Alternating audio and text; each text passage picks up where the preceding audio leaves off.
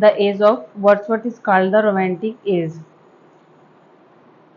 Wordsworth के as को हम रोमांटिक एज के नाम से जानते हैं। रोमांटिक काल को हम रोमांटिक ही बोल सकते हैं।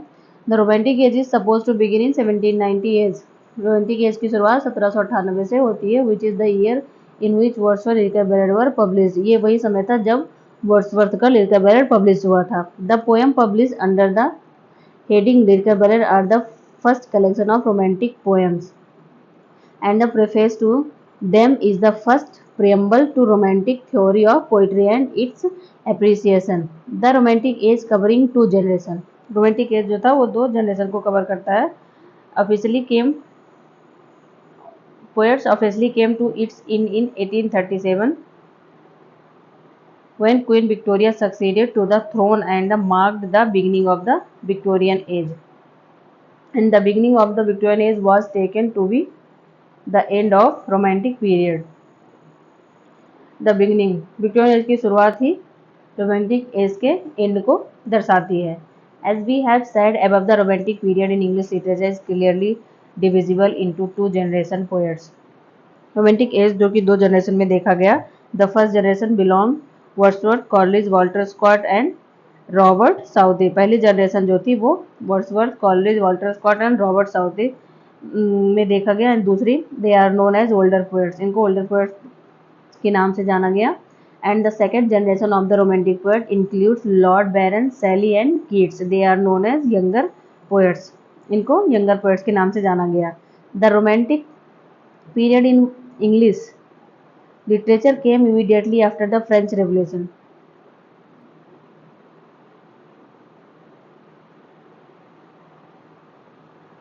The romantic period in English literature came immediately after French Revolution. फ्रांसीसी क्रांति के दौरान वहाँ पे रोमांटिक लिटरेचर को देखा गया। In fact Wordsworth actually went to France during the revolution. In fact Wordsworth भी फ्रेंच रेवोल्यूशन के दौरान ही फ्रांस गए थे। The impact of the three great ideas of the French revolution, liberty, equality and fraternity, deeply influenced the spirit of romantic poetry. French revolution की तीन quality liberty, equality and fraternity ने romantic as को बहुत ही प्रभावित किया और ज़्यादा Wordsworth को प्रभावित किया।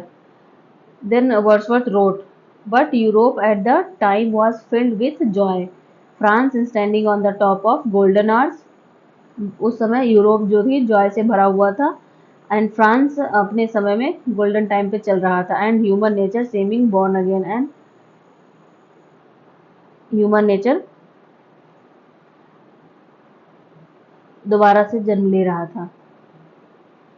Then he said, bliss was it in that dawn to be alive, but to be young was very heaven. Then the romantic literature is known by two character terms, the romantic revival and the romantic revolt. Romantic revolt. It is called romantic revival because it sought to revive the poetic ideals of the Elizabethan age, love, beauty, emotion. Revival इसलिए कहा गया क्योंकि इसमें Elizabethan age की love, beauty, emotion, imagination, romance and the beauty of nature were the ideals of the Elizabethan poetry, which is the romantic movement sought to revive. The romantic movement is also called the romantic revolt because it sought to revolt against the artificial ideas, principles and practice of the neoclassical or the Augustan school of poetry as adopted and practiced in England in the 18th century. So basically ये एक revival था जो कि love, beauty, emotion, imagination, romance and the beauty of nature हर जगह पे देखने को मिला। हम वर्ड्सवर्थ की कुछ इंपॉर्टेंट वर्क्स को देख लेते हैं।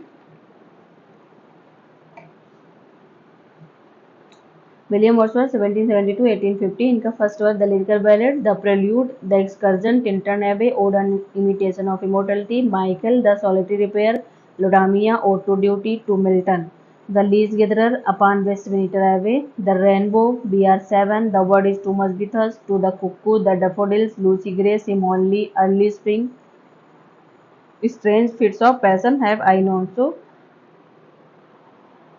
it is a romantic age. हम ये वीडियो को बंद करेंगे।